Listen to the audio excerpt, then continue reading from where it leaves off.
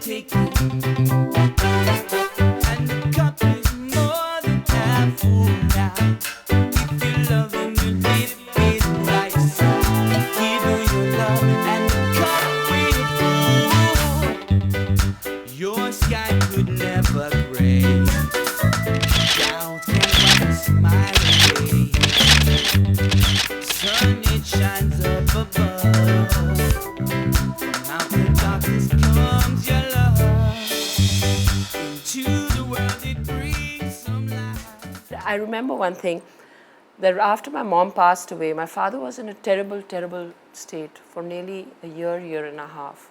And I remember my father saying that, one thing changed me completely, and I snapped out of this. I went up to him and said, Dad, let's go up out on the terrace. And I said, just look up in the sky. I see there are so many stars up there, and you see the brightest ones shining there is Mom. And you won't believe it, since then, I think she has remained alive in our lives till today. It very subtly makes you realize what life is, and how a person who is living, who is no more, and how it's the soul which lives forever, and the body is something which is just a transitory thing. I am a breast cancer survivor, a blood cancer survivor. I'm Dr. Holly Lucille, a naturopathic doctor. I am a mom of a teenager, a basset hound owner, military wife. My name is Dr. Deanna Atai, and I'm a breast surgeon. I am a cancer survivor who is looking for answers just like you. I'm Deborah Tripathi. I'm a medical oncologist. What works, what doesn't? Welcome to Thrive with Namrata. So beautiful to hear Priya talk about her mother, Nargis, and talking about reincarnation and knowing that her mom is out there. And my topic today is really not medical in nature, it's more theological in nature, but I'm still curious to find out from my wonderful panel of guests, Dr. Deborah Tripathi, Dr. Deanna Atai, and Dr. Holly Lucille, patients who believe that there is life after death, whether that's an afterlife in heaven or there is reincarnation, whatever your religious belief tells you. Do they cope with their cancers better versus someone who believes that this is it, once they pass away, this is the end? When somebody is dealt a cancer diagnosis, that they are faced with their own mortality, and a lot of those questions come up for sure.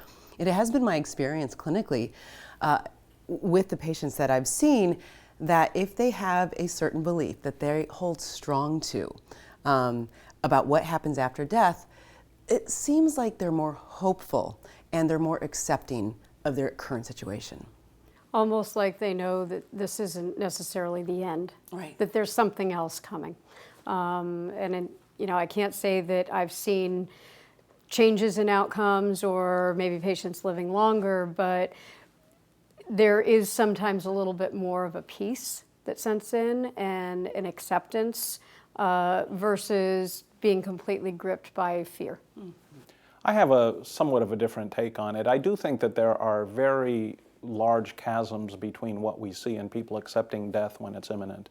I have seen patients that are very much at peace, they're happy, they're joyful, they're glad for every moment they have had in their lives. I'm not sure how much it relates to an afterlife as much as it is a sense of what they've accomplished and the fact that they're leaving behind their legacy in many different ways. They're leaving stories behind, they're leaving children behind. They are leaving their life. Their life lives on through others and through their deeds and through their past. That, I think, is much more powerful. Whether or not that correlates with belief in an afterlife, I have no idea. But I can tell you that there is a way to come to grips with it, and death is a very foreign thing in our society. And every now and then I see a patient that is so at peace with it, I wish I could bottle it and save it for my other patients. There was a beautiful article that came out in Code Death. We also posted it on our Twitter page, and it's written. This article is written by a trauma physician who writes that they're taught in medical school about how to make patients live in the last hours, how to just keep making them live. But what about teaching you to allow patients to die. So here's a question for you. How do you guys feel about certain states that have the Right to Die with Dignity Act or something like that, where I'm not talking about euthanasia, although I guess it could be a form of that, but I'm just curious to hear from you guys what your thoughts are on that. Well, I think that it's a very complicated situation where the right to die is something that can be exercised freely because it's a much more complex situation. I do believe that under the right circumstances that patients should have the right not to actively take their own life, but to certainly, if they're in a situation where they have suffering, to, for example, use pain medication even though it may hasten their death, for example. However, we have to be very careful because a lot of people are despondent and may want to actively take their lives, and they may not continue to feel that way after some period of time, for example, if they find a way to communicate with their family to work through it. A lot of people that face death still want to live. And we have to be very careful that we don't institutionalize that. It really is a case-by-case basis. I think the court should stay out of it. I think that this is really a family and a physician decision. And a personal decision. And a personal decision, absolutely. Yeah. No, I would say the same thing. I mean, you really have to work with the individual patient to sort out, are they ready to go, or do they just feel they have no other options? And that's something that you have to work through with each individual patient, because even if there are no other medical options, they may still on some level want to stay around a little bit to work through some of these issues with their family and, you know, make sure their legacy is intact or whatever they want to do in those terms. And if we just took everybody's initial words at face value, that might not be the right decision. Here's the question, though. Living wills are becoming very popular. As part of those living wills, we're talking about what we would like to be done should we ever be in that situation. So at what point do you disregard a person's decision in that living will and take over as a physician or as a family member to almost overpower that decision if it's not the right time? I think as much as possible, especially if as somebody is not despondent, if they're of their right mind and they're alive and they have a living will and they know what their wishes are, as much as possible, you need to respect that. Absolutely.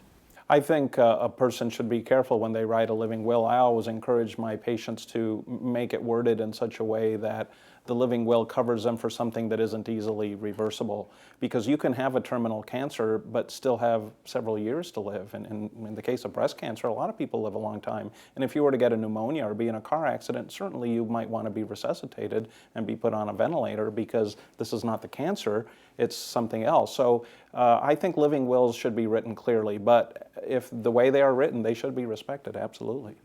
So what I'm taking away from this is get a living will, not because you have cancer or you had cancer or you're going to die of cancer, but essentially get a living will because you just don't know what tomorrow brings and you want to be proactive in your own decision making. That said, what a great point. Be responsible when you write that living will because you want to make sure that you are not shortchanging yourself. Thank you for watching. We'll see you next week.